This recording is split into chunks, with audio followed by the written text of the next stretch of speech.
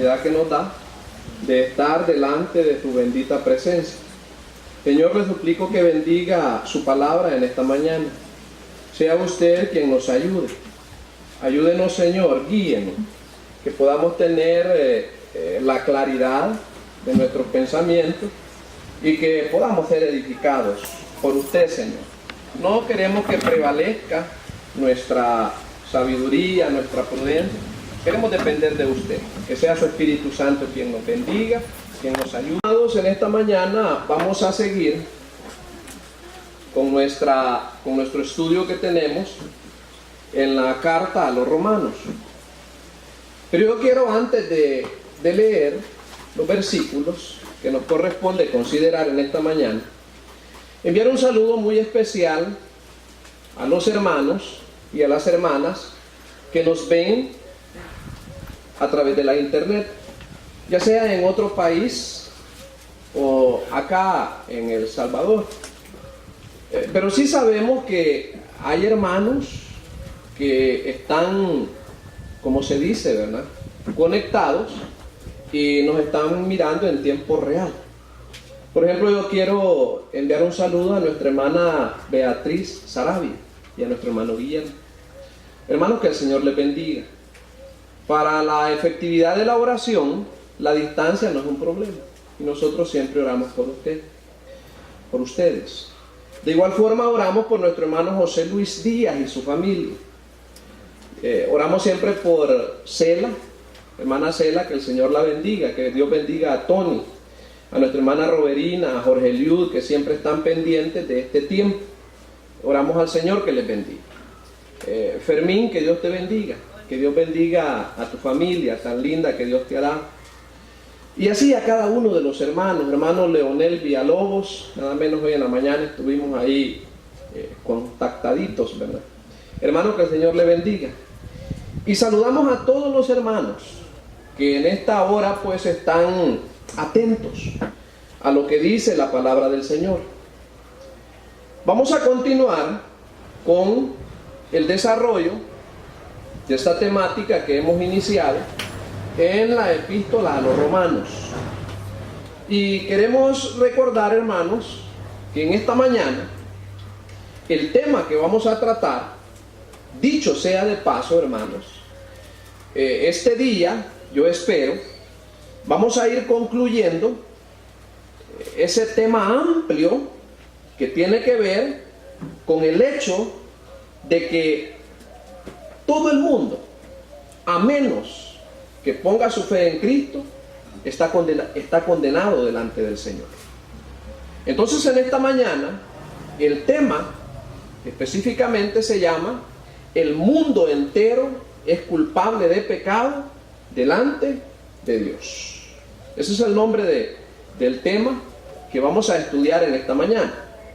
Repito, se llama: el mundo entero es culpable de pecado delante de Dios. Brevemente, hermanos, quiero recordar que el domingo hablamos sobre la condenación de Dios del judío pecador religioso. Es sumamente importante ese tema, hermanos. Les aclaro, no lo hemos finalizado. Vamos a dar continuidad a ese tema, ya que no logramos cubrir todos los puntos, y luego vamos a pasar a la temática que ya les presenté, que con ella vamos a ir concluyendo esta sección de Romanos. El domingo anterior hablamos sobre la condenación de Dios del judío pecador religioso. Sumamente importante, hermanos, ese tema es sumamente importante. ¿Cómo es eso? Hablar de la condenación de Dios del judío pecador religioso. ¿Será posible que una persona religiosa sea condenada? Vaya caminando por esa carretera de 3 carriles que conduce al infierno. ¿Será posible eso? Bueno, hermano, la Biblia así nos lo enseña. Y es interesante, hermano, que usamos como ilustración justamente al judío religioso, y que incluyendo el judío religioso es culpable delante de Dios. El domingo anterior leímos algunas verdades que espero repetirlas rápido. Hermanos, ¿qué mejor ejemplo podríamos tener que los mismos judíos? ¿El pueblo escogido de Dios? Eso es una importante pregunta. ¿El pueblo escogido de Dios nos sirve como ejemplo para ver a través de la Biblia que incluyendo a los mismos judíos son culpables de pecado? Bueno, hermanos, solo quiero repetir rápidamente lo que dice el capítulo número 2 de Romanos, los versículos del 17 al 20, para que podamos responder a esa interrogante. ¿Será posible que el pueblo escogido de Dios esté caminando sobre ese derrotero, sobre esa carretera que va al infierno? ¿Qué dice Romanos capítulo 2 y el versículo número 17? Dice así el pasaje. Exacto, he aquí, tú tienes el sobrenombre de judío, dice el apóstol Pablo, y te apoyas en la ley, y te glorías en Dios, y conoces su voluntad, e instruido por la ley, apruebas lo mejor, y confías en que eres guía de los ciegos, luz de los que están en tinieblas, instructor de los indoctos, maestro de niños, que tienes en la ley la forma de la ciencia y la verdad. ¿Quiénes se tienen que dar por aludidos en este pasaje? Obviamente, hermanos, el pasaje no nos deja espacio a dudas, ya que es escrito a los judíos, como bien lo dice el versículo 17 en su primera parte. De tal forma, hermano, que creo que tenemos el mejor ejemplo para desvirtuar el hecho de que la religión pueda salvar. Y yo quiero repetir en una capsulita sencilla: la religión no puede salvar a nadie. Lo repito, la religión no puede salvar a nadie. ¿Lo dice este servidor? No, lo dice la palabra de Dios. Con relación al caso de los judíos, pues se cita el ejemplo precisamente de los judíos, como lo hemos leído en los versículos número 17 hasta el número 20. Ahora, hermanos, en esto nos quedamos el domingo. ¿Tenía alguna ventaja el judío religioso a causa de su religión? Fíjense, hermanos, que esto me hace recordar el motivo por el cual dos jóvenes ex alumnos me visitaron. Ellos llegaron a la escuela a buscarme, y como yo a mis alumnos, cada vez que hay oportunidad, yo les hago mención, les hablo de la Biblia, hermano. Y llegaron los muchachos y me dijeron que le había dicho, yo no sé qué grupo religioso, no quise que me lo dijeran, que les habían dicho a ellos que la religión que ellos profesaban era la religión correcta. Quiero decirle esto, mi hermano, y como ya lo mencionamos, en realidad el judío religioso tenía alguna ventaja a causa de su religión. Bueno, nosotros podemos mencionar algunas prerrogativas de la religión judaica. En primer lugar, hermano, la religión judaica es una religión, o la religión de los judíos, es una religión, hermanos, que tiene algunas características que son ventajosas delante de Dios.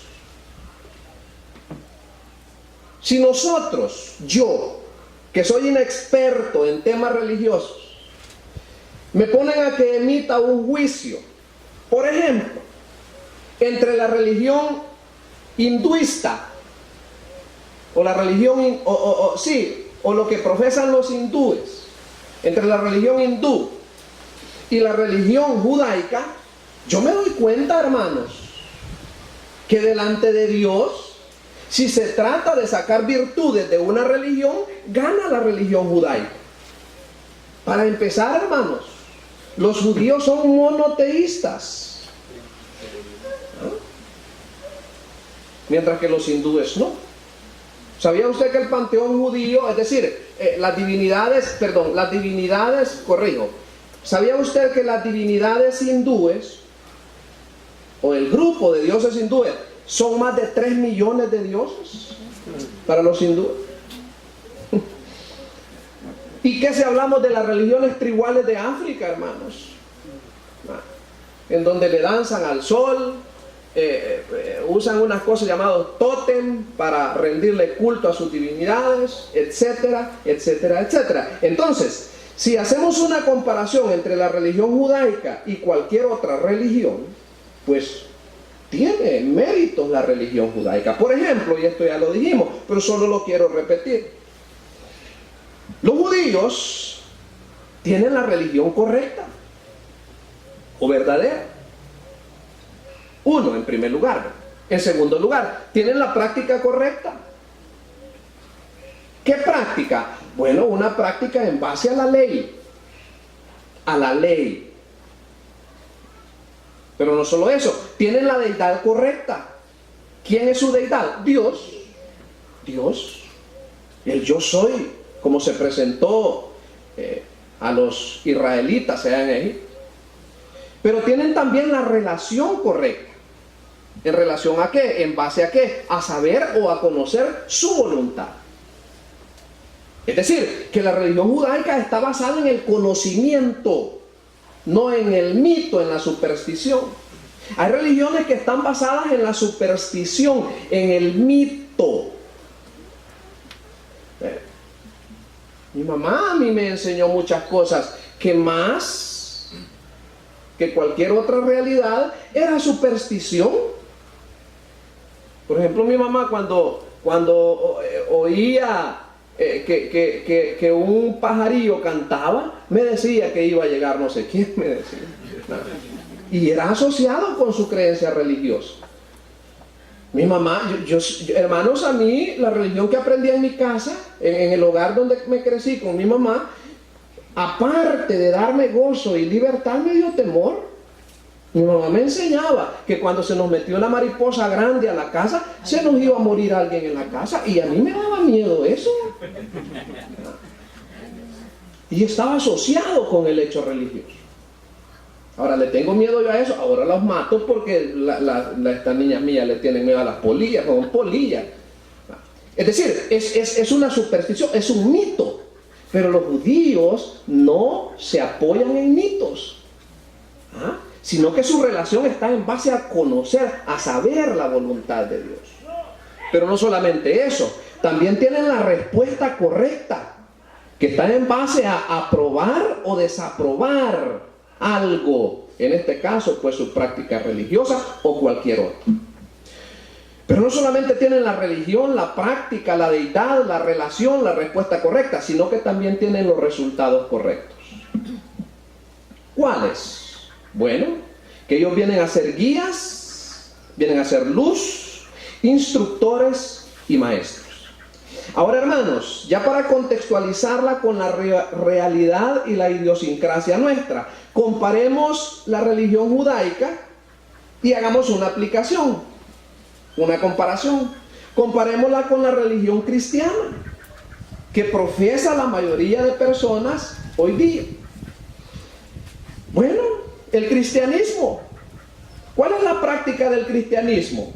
¿O cuáles son los grupos que podemos mencionar dentro del cristianismo? Bueno, ahí tenemos las iglesias luteranas, las iglesias presbiterianas, las iglesias bautistas, las iglesias bíblicas, etc.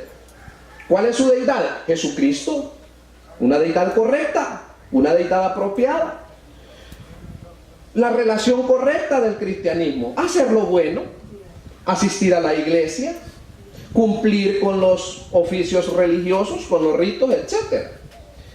La respuesta correcta: ¿qué es lo que pensamos o qué es lo que piensa el cristianismo? Que pedir a Jesús entrar a nuestro corazón o al corazón de las personas es lo que trae la suficiencia para poder tener la bendición de Dios. Permanecer fieles, ser bautizados, etc. ¿Y cuáles son los resultados correctos? Bueno, decir he nacido de nuevo y espero poder ir al cielo. Ahora, hermanos, habiendo hecho esa comparación, mi objetivo es que tratemos de concluir. En realidad, una religión, ya sea la religión judaica o la religión cristiana, ¿le da la seguridad a las personas de tener la salvación eterna? No, hermanos, no. Hermano, a mí me da tristeza lo que está pasando en las iglesias contemporáneas. Yo los sábados en la noche me gusta dormirme temprano, porque me gusta amanecer relajado el domingo, tener una mente clara para que poder yo exponer el sermón. Pero anoche no me pude dormir temprano y me quedé mirando a un predicador. Hermano, la hora, los 45 minutos que predicó, se dedicó a explicarle a la congregación, una congregación grande, bonito el templo, se dedicó a explicarle a la congregación los logros de su papá, sus empresas, cómo había llegado a consolidarlas, etcétera, etcétera, etcétera. Hermano, yo no creo que mi vida sea interesante para venírsela a relatar a usted. No lo creo. ¿Para qué vendría yo a hacerle perder su tiempo a hablarle de mi vida? Yo creo que usted lo que necesita saber es del Señor, es de su palabra. Estamos mirando, hermanos, que el lema para una mega iglesia este año es alcanzando nuevas alturas. Eso tienen de lema ahí en su cartel. Y casualmente, yo no paso atento a lo que dicen los grupos religiosos para venir a hablar acá de ellos. Estoy haciendo una aplicación. Por casualidad, escuché en qué se basa eso de alcanzar nuevas alturas. ¿Por qué es ese lema? Y escuché que el pastor general estaba diciendo que como ya tenían macetas nuevas, ya estaban alcanzando nuevas alturas. Como ya cambiamos el sonido, ya estamos alcanzando. Como que renovaron todas las sillas y ya tienen nuevas sillas y ya están alcanzando nuevas alturas. ¿Será eso, hermanos, el fin? ¿El propósito? ¿Será eso, hermanos, el objetivo de Dios para la iglesia? Que acá cambiemos la silla, que tengamos un templo, como dice aquel, un templo barroco con todas las bellezas que se puedan admirar y así ser atractivos y que la iglesia se nos llene. No, hermanos, no. Necesitamos conocer la palabra de Dios. Necesitamos presentarle a las personas la palabra de Dios, hermanos. No es una religión lo que da la salvación. Es nuestra fe en nuestro Señor Jesucristo. Y a mí me alentó mucho lo que pasó ayer. Cuando los jóvenes estuvieron reunidos con el hermano Milton hizo algunas preguntas de rigor que estaban dentro del bosquejo que él llevaba. Y les preguntó a los hermanos, ¿cómo es que somos salvos? Por fe, dijeron los hermanos. Los jóvenes. Qué bueno, dije, yo estaba pensando en mi interior, gloria al Señor, que los hermanos ya aprendieron que la salvación es por fe. No es porque yo voy a la iglesia bíblica, no es porque yo voy a tal iglesia, no es porque yo he creído en tal líder religioso, no es por nada de eso, hermano. Es porque hemos puesto nuestra fe en nuestro Señor Jesucristo. Y dentro de lo que son los sustentos bíblicos que tenemos, ya dijimos, el ejemplo es, con relación al hecho, que la condenación de Dios viene incluyendo al judío pecador. ¿Cuál es el ejemplo? Bueno, el judaísmo, ya lo dijimos. ¿Y cuál es la carga o el señalamiento que Dios hace? Y aquí, hermano, arrancamos ya con el tema. Ya vamos a mencionar cosas nuevas para el día de hoy. Yo quiero que esta mañana avancemos un poquito y vayamos finalizando esta parte. Ahora, ¿cuál es la carga? ¿O cuál es el señalamiento que Dios hace a los judíos, aún en su religión? Esto les dice, mire, tú no practicas lo que predicas. Tú no practicas lo que predicas. ¿Qué dice Romanos 2, versículos 21 hasta el número 24? Mire qué tremendo, hermano, lo que dice ese pasaje. Sí, dijimos Romanos 2, 21 al 24. Mire, hermano, el señalamiento que Dios hace. Y esto nos ayuda a entender entonces que no es cuestión de profesar una religión. Porque les dice Dios así a los judíos: tú pues, que enseñas a otros? ¿No te enseñas a ti mismo? Tú que predicas que no se ha de hurtar, ¿hurtas? Tú que dices que no se ha de adulterar, ¿adulteras? Tú que abominas los ídolos, ¿cometes sacrilegio? El domingo, hermanos, tratamos de explicar el significado de la palabra sacrilegio, aunque yo sé que usted lo sabe. A veces yo hago pues alguna explicación, hermanos, quizás por ampliarle lo que usted ya sabe. Pero hicimos mención de esta palabra. Comete sacrilegio, versículo 23. Tú que te jactas de la ley, con infracción de la ley, deshonras a Dios, porque como está escrito, el nombre de Dios es blasfemado entre los gentiles por causa de vosotros, haciendo un señalamiento directo y específico en contra de los judíos. Hermanos, fíjense que las personas religiosas no alcanzan sus propias normas. No pueden. Y mucho menos los estándares justos de Dios. No se puede. Ya hemos dicho, hermanos, que cuando nosotros más nos esforzamos en cambiarnos a nosotros mismos, en hacer las cosas buenas como quisiéramos hacer, es cuando más fallamos. Es mejor depender de Dios para el proceso de nuestra santificación. Y el Señor sí nos ayuda, nos bendice y nos da la gracia, hermano, para que vayamos adelante. Ahora, esa es la carga. No practicas lo que dices o lo que predicas. Usted conoce, hermano, el pasaje, yo sé que quizás lo conoce de memoria, el pasaje de Santiago, capítulo 1 y el versículo 22. Usted se lo sabe de memoria ese versículo. Que dice, pero sed hacedores de la palabra y no tan solamente oidores. Y mire la amplitud de ese versículo. Engañándoos a vosotros mismos. Ese versículo tiene una implicación, hermano. El que solo es oidor, el que solo está en la iglesia por hacer presencia, quizá por complacer yo no sé, que la mamá lo manda, quizá porque se diga que visita la iglesia, pero solo es oidor. La Biblia dice que se engaña a sí mismo. Quiero asegurarme si ese es el versículo de Santiago 1:22. Espero que ese sea, hermano. Sí, muchas gracias. Es Santiago 1:22. Y así dice, pero sed hacedores de la palabra y no tan solamente oidores, engañándoos a vosotros mismos. Le quiero contar una ilustración bien linda con relación a este versículo. Y las ilustraciones, hermanos, como son dibujitos en la mente, me parece que es más fácil.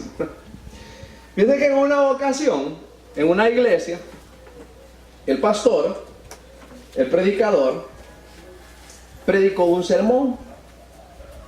Y el siguiente domingo predicó el mismo sermón. Y el siguiente domingo predicó el mismo sermón. Y lo llamaron los ancianos. Y le dijeron, hermano, ¿y por qué está predicando el mismo sermón?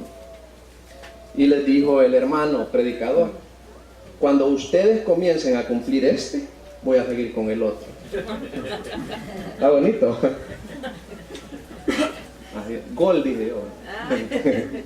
Hermanos, es que Santiago así dice, pero ser hacedores de la palabra y no tan solo oidores. Y ese es el problema, de que así nos engañamos a nosotros mismos.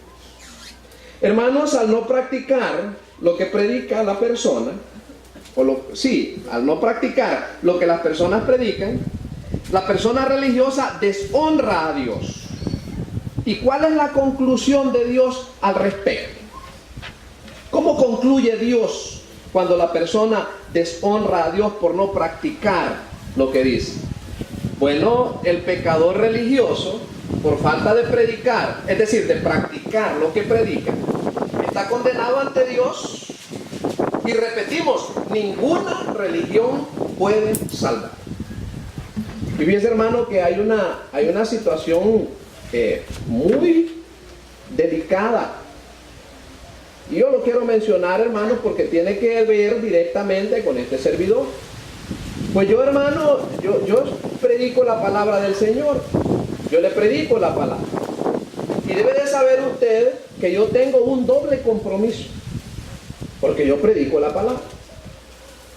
¿O piensa usted que por ser el predicador yo me considero, hermanos, el que ya estoy exonerado para cumplir lo que predico? No, hermanos. Óigame bien lo que quiero decirle. Estoy consciente que mi compromiso delante de Dios como predicador es mayor. Estoy consciente de ello. Por ejemplo, quiero citar un pasaje que no lo traigo dentro de mi bosquejo, pero mire lo que dice este pasaje, que se encuentra en siempre Santiago.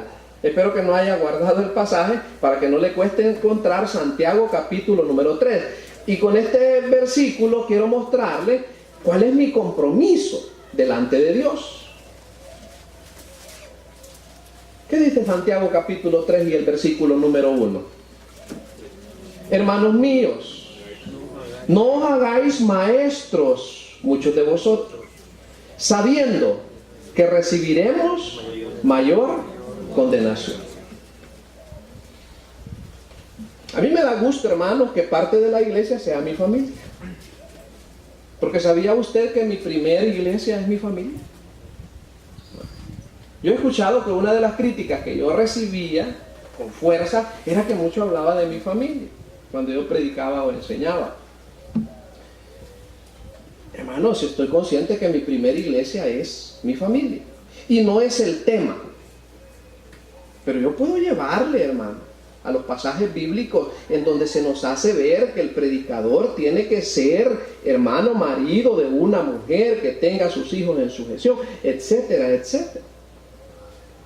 Y usted sabe, hermano, que el desafío más grande es en la casa. Yo siempre he repetido eso como una muletilla quizás, y lo voy a seguir diciendo. El desafío grande es en la casa. Si yo aquí ando bien bonito, ¿verdad? Acá es fácil que mi apariencia, hermano, vislumbre a cualquiera. ¿Ah? Que el hermano, ¿verdad?, es intachable. Véame en la casa. ¿Verdad? Pasemos un día juntitos, ¿verdad?, para que veamos si es cierto, ¿verdad?, cómo hablo, cómo trato a la gente allá en la casa, ¿verdad?, si vivo yo solo enojado, ¿verdad?, si todo me incomoda, ¿verdad?, si nada me gusta, si soy amargado, si los vecinos saben, ¿verdad?, de la dificultad que yo pues vivo en la casa. Es decir, por eso hago mención del versículo. Estoy consciente que mi compromiso es mayor. Estoy consciente de ello. Ahora, con esto vamos a ir finalizando nuestro tema y creo que el tiempo nos va a ser bueno, bondadoso. Ahora, hermanos, vamos a dar un salto. Vamos a saltar sobre la sección de Romanos 3 y vamos a considerar, hermano, es decir, vamos a saltar esa sección del 1 al 8 y ahora vamos a ir a la sección de Romanos 3, del 9 hasta el número 20. Vamos a abordar el tema puntual de este día. Como les advertí, solo estábamos completando la parte de la lección del domingo anterior. Pero ahora sí, ¿cuál es la conclusión de Dios? El mundo entero es culpable de pecado delante de Dios. Y hoy, hermanos, como ya llegamos a la conclusión de Dios, estamos ya como al final de esa carretera de 3 carriles que conduce al infierno mismo. Entonces les quiero suplicar que revisemos esos versículos del capítulo 3 de Romanos. Vamos a leer los versículos 9. Mire lo que dice el versículo 9. Quizás vamos a ir sección por sección. Versículo 9. En la versión Reina Valera, ¿cómo se llama ese pasaje, hermanos amados? No hay justo. Oiga, ¿cómo se llama? No hay justo. ¿Ah? Y dice así el versículo 9. ¿Qué pues? Quiero explicarle esto, mire, hermano. Esa pregunta que ellos, recordemos que está hablando el apóstol Pablo y está hablando como judío. Ahora, cuando él dice o menciona a ellos, se refiere a los gentiles. Y dice el apóstol, ¿qué pues? ¿Somos nosotros mejores que ellos? ¿Y cómo concluye? En ninguna manera. Pues ya hemos acusado a judíos y a gentiles. ¿Y qué pasa con los judíos y con los gentiles? Que todos están bajo pecado. Y ahí viene la ampliación, es decir, la aplicación de la tesis expuesta en el versículo número 9. Como está escrito, dice: no hay justo ni aún uno. No hay quien entienda, no hay quien busque a Dios. Todos se desviaron, a una se hicieron inútiles. Oiga qué palabra más tremenda, hermanos, la que usa el apóstol Pablo. Dice que a una se hicieron inútiles. Literalmente, en otra versión, en la NBI, inútiles quiere decir sin valor. ¿Y cómo nos atamos, verdad, hermanos? Hermanos líderes, nosotros debemos de tener mucha mesura en nuestra concepción de nosotros mismos. Como dice un pastor, ¿verdad?, que los diáconos de una iglesia dicen, refiriéndose a ellos mismos, ¿verdad?, los diáconos: aquí está la mera crema. Dice el pastor que así dicen los diáconos. No, hermano. Yo soy un pecador tan grande como cualquier otro, necesitado de la misericordia de Dios, hermano. De lo contrario, no hay esperanza. Y como decíamos el domingo, bueno, allí sigue el versículo: no hay quien haga lo bueno, no hay ni siquiera uno. Sepulcro abierto es su garganta, con su lengua engañan. Veneno de áspides hay debajo de sus labios. Duro. Usted sabe que una áspide es una víbora venenosa. Hay una víbora que dicen que es una de las serpientes más venenosas que habita la India. Se llama mamba, la mamba negra. Dicen que eso es peligroso. Dicen que a distancia escupe el veneno. Y así dice el pasaje: veneno de áspides hay debajo de su lengua. Alguien puede decir: hermano, qué ofensiva la Biblia. No, hermano, ofensivos nosotros. Yo, ¿verdad? Hermanos amados, todos están bajo pecado. Esa es la acusación final. Ese es el veredicto de Dios. El camino ancho es espacioso. Allí conduce también al judío pecador. Y es el último carril. Hermanos, cuando Dios ve a la gente en el camino ancho, ¿cuál es su conclusión? Que todos estamos bajo pecado, que todos somos pecadores, que todos somos culpables ante Dios, el juez santo. Como dice el versículo 9, y a mí me gusta repetirlo. ¿Qué pues dice? Somos nosotros, es decir, ya dijimos, los judíos, mejores que ellos, que los gentiles. Y el mismo apóstol da la respuesta: en ninguna manera, dice.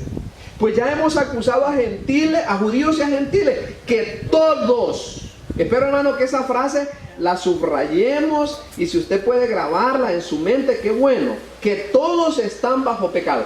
Todos estamos bajo pecado.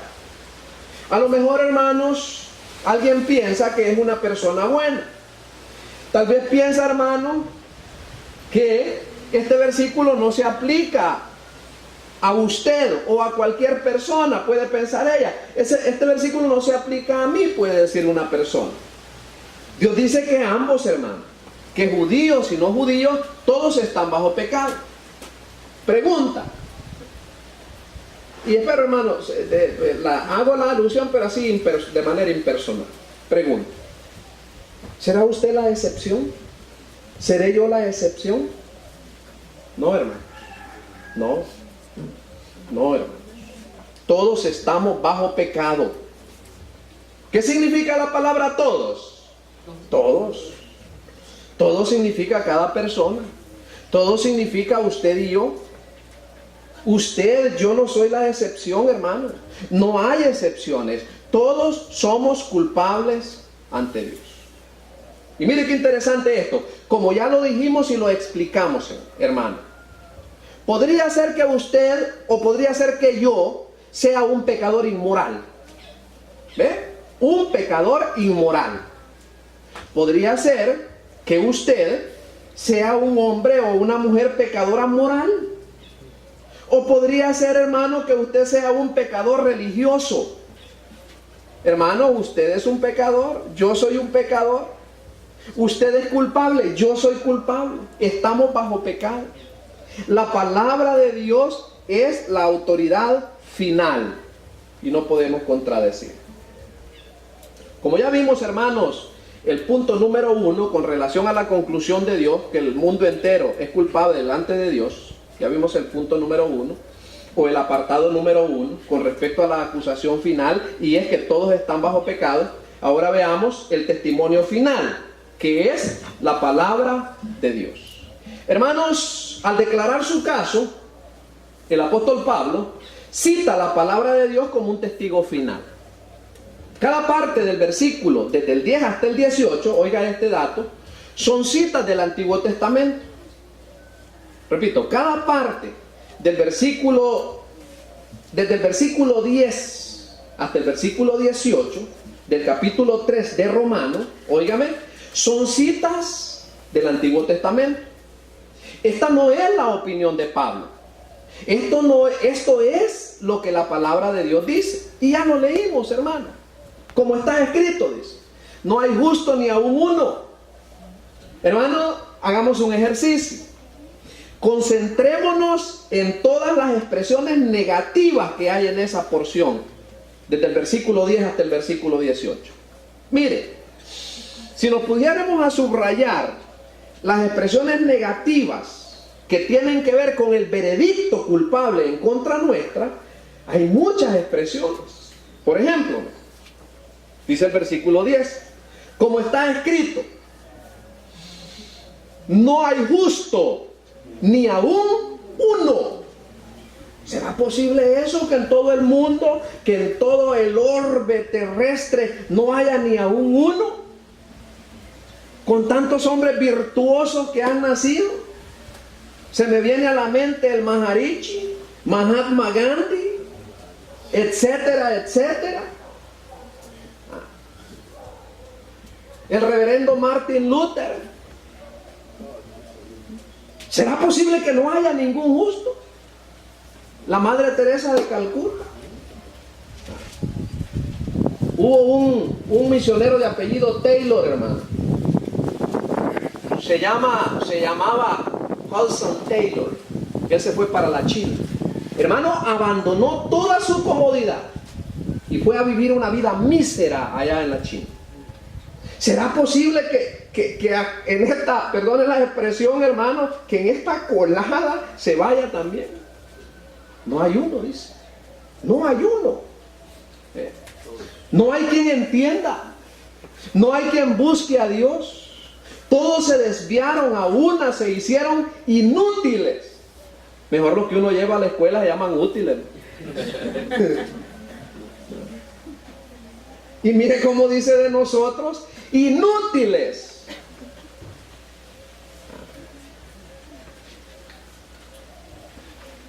¿Cómo nos gusta jactar a las personas? ¿Cómo les gusta jactarse a las personas, ¿verdad?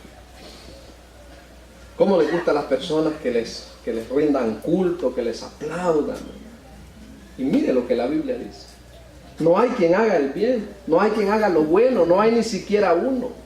Sepulcro abierto es su garganta. Esa expresión es tremenda, hermanos. Pensemos en un sepulcro. Y qué bueno que aterrado, abierto. Y dice que eso es la garganta del hombre pecador. Con su lengua engañan. ¿Por qué será que el apóstol Pablo apela de manera, en primer lugar, quizás dijera yo, o en primeras instancias, ¿por qué apela a la lengua? ¿Por qué apela a la garganta? Es que es cierto, hermano, veneno de áspides hay debajo de sus labios. Su boca está llena de maldición y de amargura. Hermanos, y repito e insistimos en lo mismo: qué fácil es abrir nuestra boca para emitir un juicio. Qué fácil, hermano. Solamente la presencia de Dios nos puede ayudar para cerrar nuestra boquita. Como ya le expliqué, hermano, a veces las ilustraciones funcionan mejor. Fíjese que en una oportunidad, te lo voy a ilustrar así.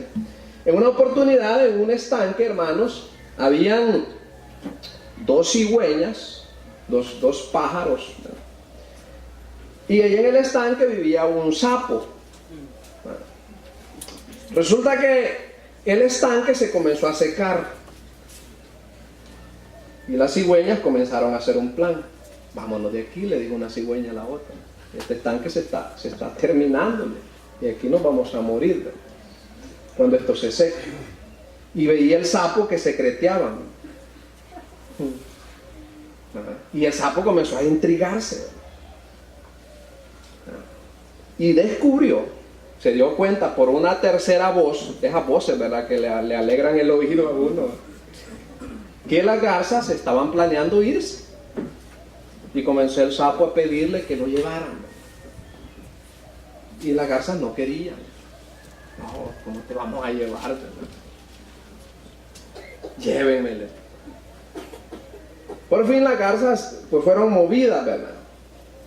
Y le dijeron, te vamos a llevarle, pero no vayas a abrir la boca durante todo el trayecto. Y las garzas cogieron una vara y agarraron una garza agarró con su pico un extremo de la vara y la otra agarró el otro extremo. Y le dijeron, mordé el centro de la vara y así te vas a ir. Y comenzaron a volar. Cuando iban pasando por un pueblo, por una villa, la gente le llamó la atención ver al sapo y comenzaron a hacerle burla. Mira ese sapo. Y cuando el sapo vio que se burlaban de él, no resistió. ¿Y a ustedes qué les importa? Hermano, es una ilustración, es una fábula que leen los niños en la casa. Pero hermano, fíjese que yo me siento a veces que soy como ese sapo, que no me han dicho nada. Mira hermano, a saber si será cierto lo que otro me dice, que el otro dijo, que el otro le contó. Y me lleno de ira, ¿verdad? Y a veces hasta se nos sube la presión. Hermano amado, no hermano, no lo hagamos. No lo hagamos. Hermanos, a lo mejor no es cierto lo que han dicho.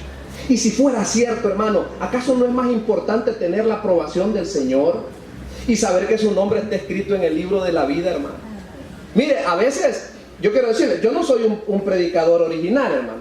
Yo me ilustro con lo que dice otro. Y una vez a mí me gustó mucho lo que dice un predicador. ¿Sabe qué dijo? Que él, con las piedras que le tiran, construye su castillo. Pues yo hago lo mismo. Con las piedras que me tiran, yo construyo mi castillo, hermano. Hermanos, son ilustraciones sencillas, pero a veces esas figuras nos ayudan, ¿verdad? A no fijarnos, hermano, porque la Biblia dice, su boca está llena de maldición y de amargura. Y ¿saben una cosa, hermano? A veces nosotros somos tan vulnerables a las condiciones del medio que nos rodea. A veces cuando vemos que los compañeros de trabajo están engrupaditos y que platican, fíjense que a veces a mí ya se me ha puesto en el corazón que de mí están hablando.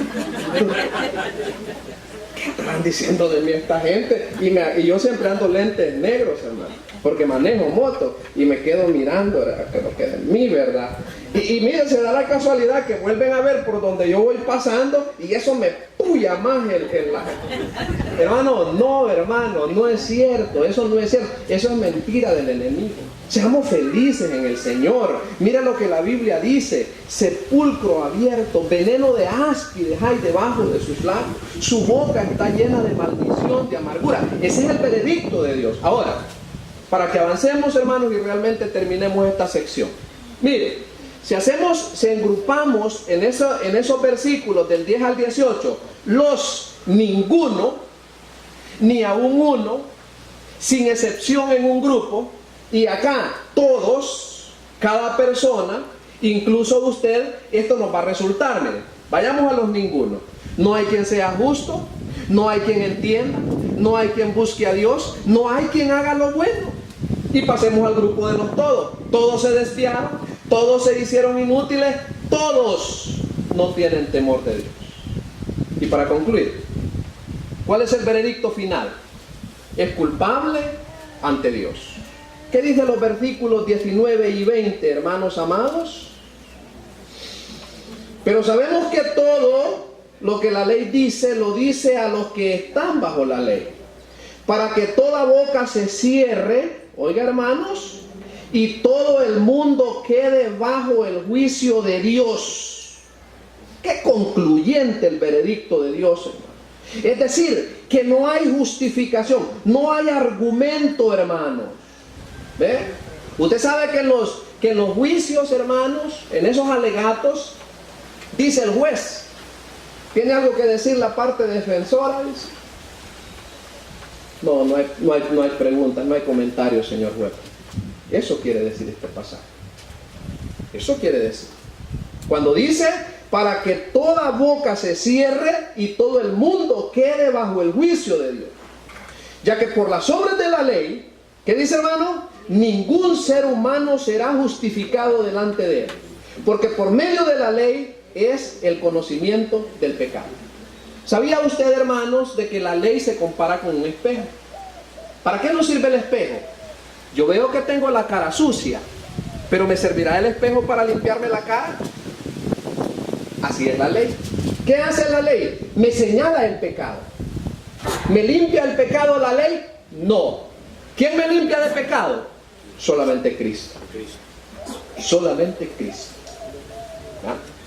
Entonces, ¿cuál es la conclusión? Dios es el juez justo. Él debe juzgar a cada pecador. ¿Y cuál es el veredicto final? Culpable. Culpable ante Dios. Como dice el versículo 19. Sabemos que todo lo que la ley dice, lo dice a los que están bajo la ley. Para que toda boca se cierre y todo el mundo quede bajo el juicio de Dios. Ya lo explicamos. ¿Ve? Hermanos, para que toda boca se cierre. Usted y yo no tenemos ninguna excusa, hermanos. Según Romanos 1:20. Todos necesitamos dar cuenta. Necesitamos dar cuenta por nuestros pecados delante de Dios. Alguien quizás pueda preguntar, ¿cómo puede un Dios de... Oiga bien esta pregunta, hermano, porque yo sé que usted la ha escuchado. Alguien puede preguntar, ¿cómo es que un Dios de amor pueda enviar a alguien al infierno? ¿Verdad que eso hace la gente? Eso pregunta las personas. ¿Cómo es eso que un Dios de amor pueda enviar a alguien al infierno? ¿Sabe cuál debería de ser la pregunta? ¿Cómo puede un Dios santo permitir que nosotros entremos en el cielo? Esa debería de ser la pregunta. Todos somos culpables. Todos debemos dar cuenta al Dios justo. ¿Cuál es la conclusión final? Ahí dice el versículo 20. Ya que por las obras de la ley ningún ser humano será justificado delante de él. Porque por medio de la ley es el conocimiento del pecado. Conclusión.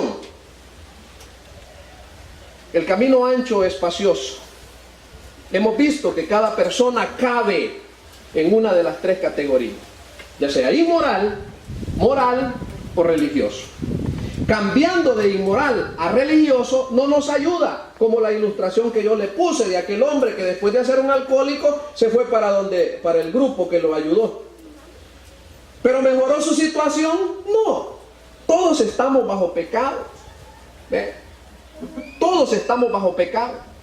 Todos estamos bajo la condenación de Dios. Eso está, hermanos, si dibujamos en nuestra mente esa calle de 3 carriles que va en un solo sentido. Si yo me paso al otro carril como conductor, voy para el mismo final, para el mismo destino. Dios concluye que no hay ni tan solo un justo. Nadie quien haga lo bueno, nadie quien pueda ganar o merecer el cielo, ni siquiera uno. Además, hemos aprendido que la pena por el pecado es la muerte o la separación de Dios. Esto es el lado de las malas noticias del Evangelio, hermano. Cada ser humano es culpable ante un Dios santo. Todo ser humano está condenado al infierno, separado de Dios por la eternidad. Esas son las malas noticias. Mientras las personas no entiendan las malas noticias de que la persona es un pecador, o de que somos un pecador camino al infierno sin esperanza y sin ayuda, nunca abrazarán las buenas noticias de la salvación por fe sola en Cristo solamente. Hermano, hasta aquí hemos visto las malas noticias, pero en las lecciones futuras de Romanos vamos a ver las buenas noticias del Evangelio. Hemos llegado al final, hermanos, de esta parte de nuestra enseñanza, y yo espero, hermano, de que con la Biblia en Romanos usted pueda presentar estas verdades a las personas. y que las personas sean bendecidas con esta realidad. Quiero hacer la pregunta de siempre. Si entre los presentes hay alguien